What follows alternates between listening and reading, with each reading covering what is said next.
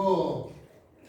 He sent me to proclaim liberty to the captives and recovery of sight to the blind, to set the oppressed free, and to declare the year of the Lord's favour. He then rolled up the scroll, he gave it back to the attendant, and he sat back down. All eyes in the synagogue were on him when he began saying, Today this reading is fulfilled in your hearing. Many of them are amazed at him at this point, saying, look at these gracious words, the good words coming out of his mouth. Some of them are asking the question, though, isn't that Joseph's son? And Jesus continues.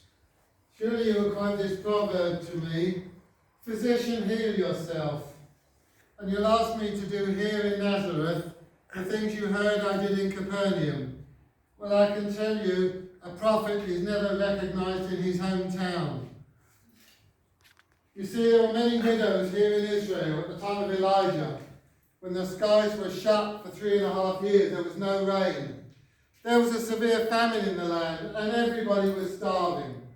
Yet God didn't send Elijah to any of the widows here in Israel, but to a widow in Zarephath, in Sidon.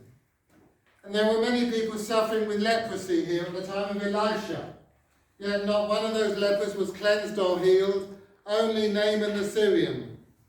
When the people heard these words, they were filled with anger, and they drove Jesus out of the synagogue and out of the town in which their town was built. There was a cliff, and they wanted to throw him off the cliff. In other words, to kill him.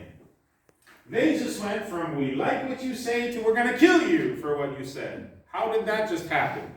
Well, Jesus says the words of Isaiah are fulfilled. I'm the anointed one. I'm the Messiah. I'm the Savior that you've been expecting. Oh, and his people, the Jewish people at this time, are expecting a Messiah, the Savior, to show up. But what they're looking the Messiah to do is get rid of the Romans. Remember, they're ruled by the pagan, cruel Roman Empire. And this is their idea of what the Messiah would do. And this is why what Jesus teaches next offends them severely.